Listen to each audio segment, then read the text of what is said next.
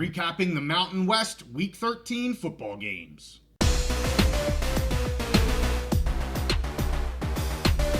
We're in the home stretch on the road to the college football playoff, so we're back on the big mountain to give you a recap.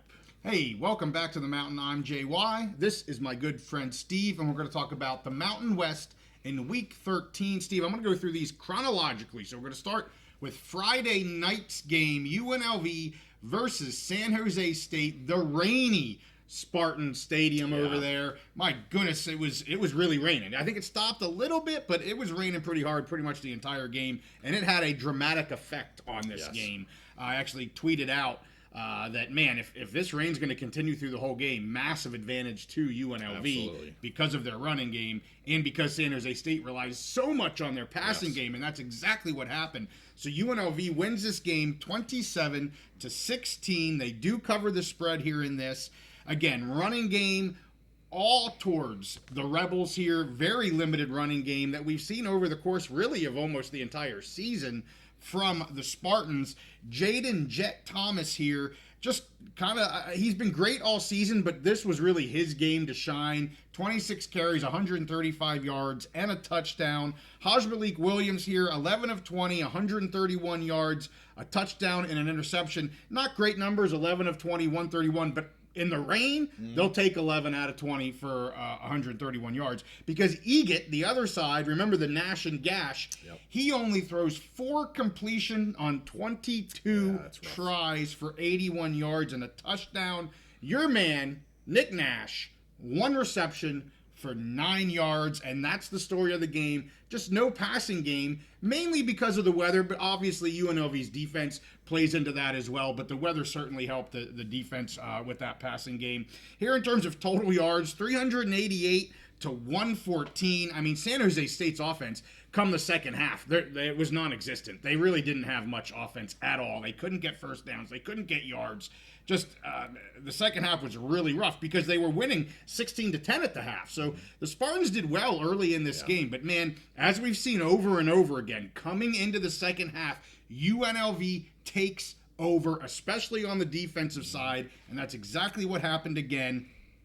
And first downs here, 24 for UNLV, only 9 for San Jose State. Time of possession, 40 minutes for UNLV, 20 minutes for San Jose State. So really surprising it was only 27-16. Every other stat really very lopsided to the Rebels here.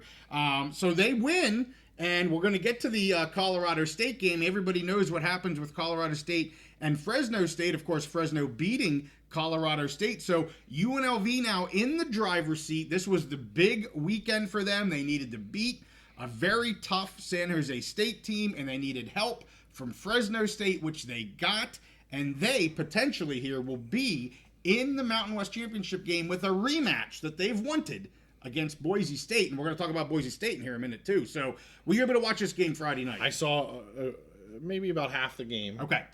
Great job by UNLV. I feel a little bad for San Jose State due to the conditions. Yeah.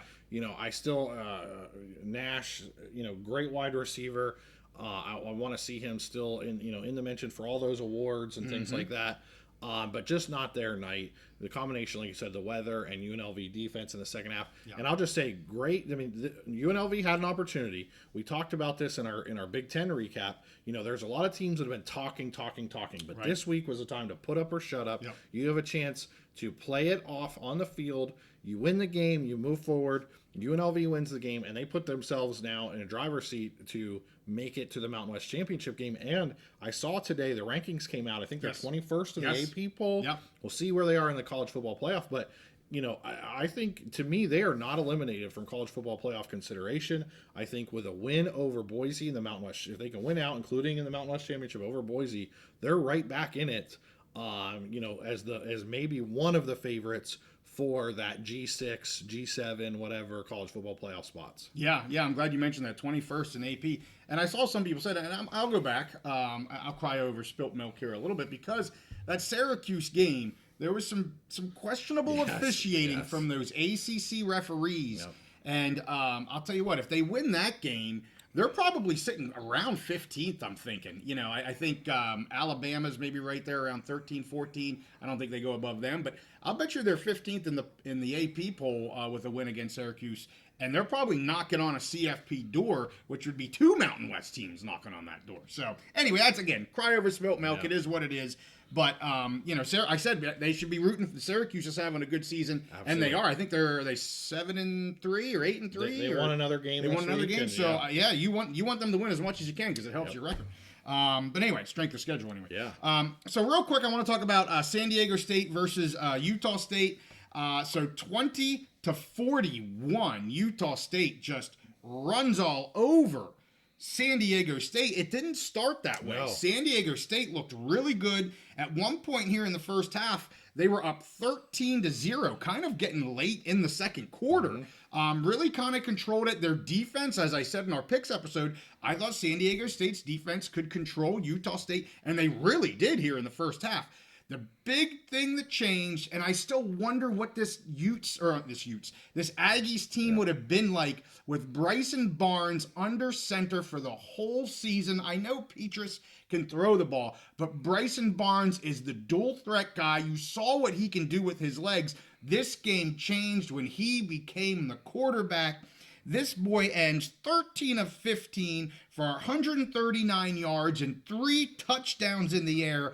15 rushes for 193 yards and a touchdown on the ground. He changed the game for the Aggies, and they rolled the Aztecs. Aztecs now lost 5 straight. I do want to just say here real quick, Marquez Cooper, who we've talked about before, 118 yards in this game, his 4th straight 1,000-yard season, and that's for 3 different teams, Steve. Wow, so that's amazing. Shout out to him. Deserving. He is a very good talent. I was anxious to see what he could do in the Mountain West, and he's doing what he's done his whole career so far. So shout out to him, but a roll here by Utah State.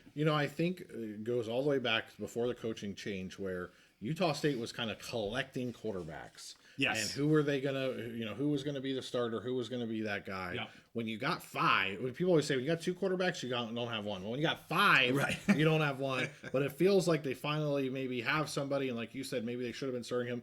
And we've seen in the Mountain West, we saw it last year with Maeva. Yeah. At this level, if you can have a dynamic dual threat quarterback, it just opens up so much more of your offense, and it's hard to defend. It really is. Yeah, Bryson Barnes. I saw him play against Utah. That's why I slipped up and said the Utes earlier. Mm-hmm. It's not because I don't know that Utah State's the Aggies.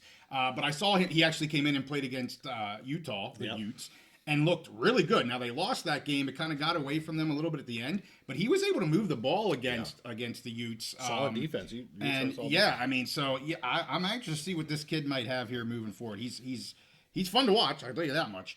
All right, let's get to almost a repeat of a huge 2016 slobber knocker. Boise State versus Wyoming up in Laradice. Who would have thunk Boise was... They almost lost it. They almost let it go. Yep. The Pokes almost stole it from them. Chaos week. Keyword there being almost. It didn't happen, but it was darn close. I watched this whole game. So Boise comes out with the win, 17-13. That's right. Boise State only scoring 17 points here against Wyoming. I thought for sure they'd run all over the Pokes here, but my goodness, this team came to play in Laramie. Their last game at home this year, so the last game for the seniors to be playing there. And, the Cowboys looked like the team I was hoping for all freaking season.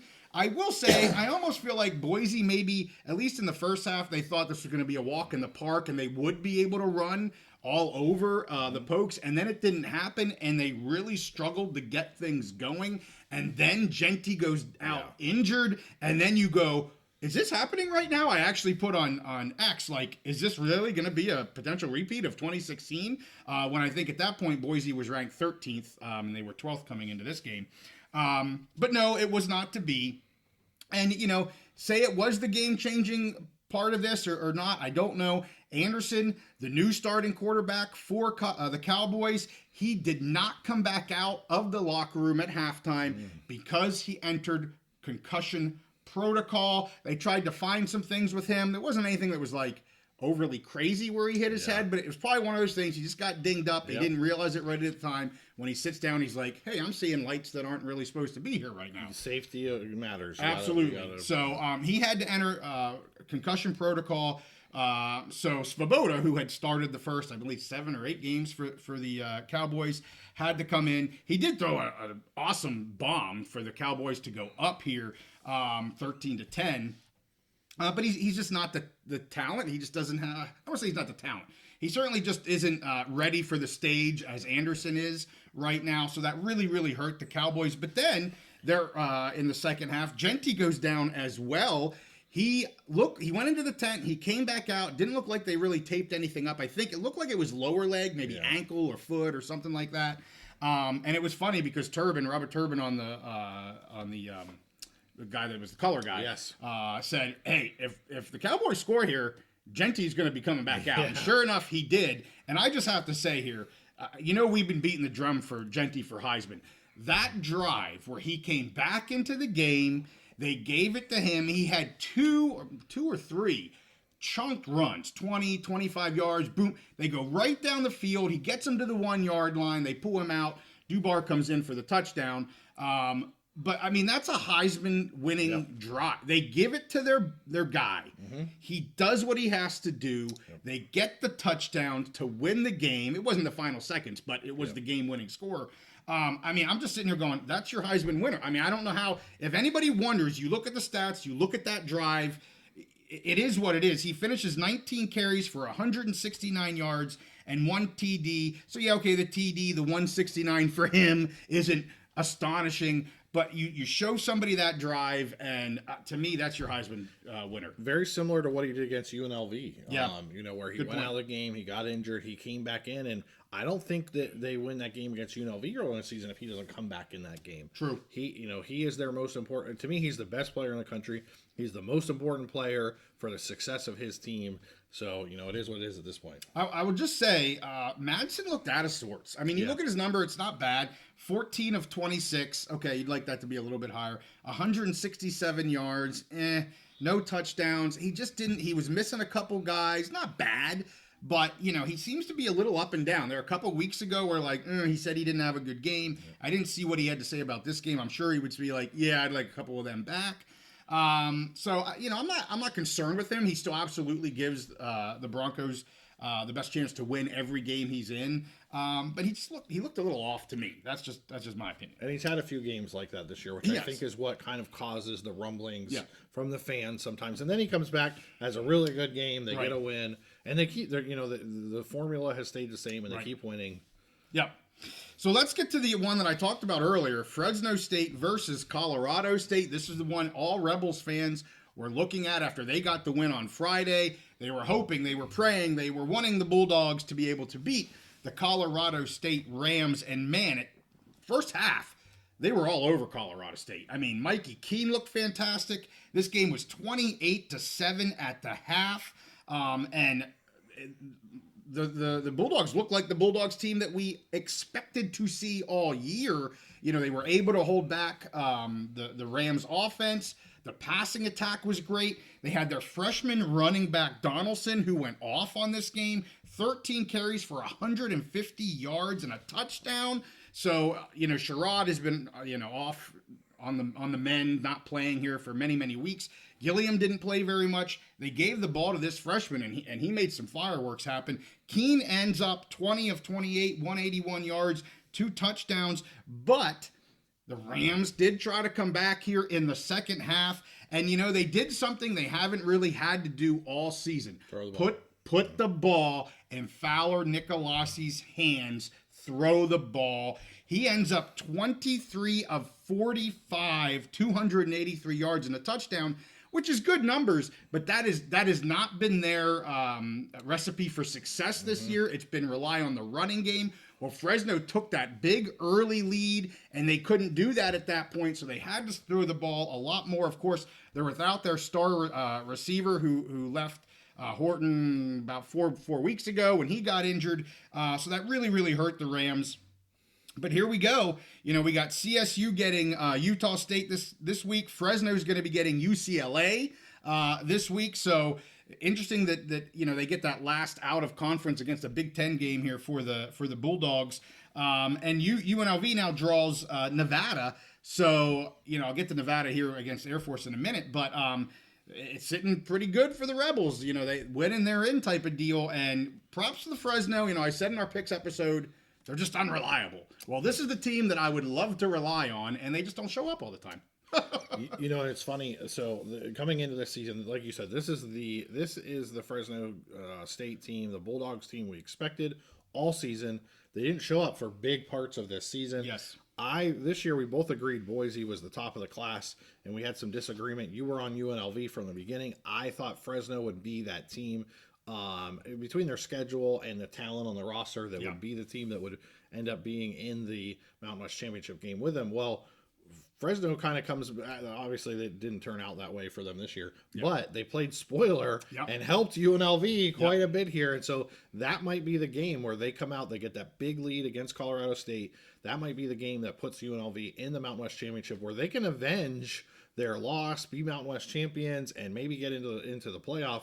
And the other thing I'll say, we're seeing this theme all weekend. You have a chance to you win on the field, a chip in a chair, you're still in it. Yeah. Colorado State, they had that chance. All they had, they've been winning all season. If they won out, they were going to be in the Mountain West Championship game with a chance to knock off Boise and be crowned champions, and they lost it on the field, and to a different team. But you can't complain, you can't cry. I don't want to hear any crying about numbers, tiebreakers, whatever, because all they had to do was win out, and they controlled their own destiny, and they lost on the field. Well, I think it's well known right now that the best two teams in the Mountain West are Boise and UNLV, assuming they both take care of business here the last week of the season. And Boise's in. Yeah. It's irrelevant what happens to them in Oregon State. But they're the best two teams. That's what all the Mountain West fans should want. I know we had a little bit of that issue last year with San Jose State not getting in. That's not an issue this year. And again, it's not a knock on the Rams.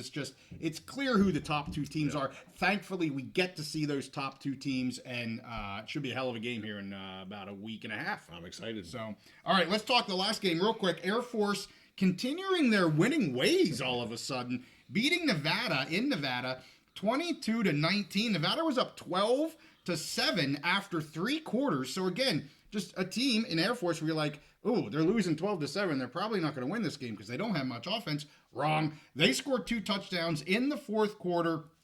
Steve, they have 66 rushes versus 3 pass attempts. They're back to their old ways of playing ball. Of course, they throw 1 interception, which is, they have to do that. Lewis here was 22 of 35, 266 yards, 2 touchdowns.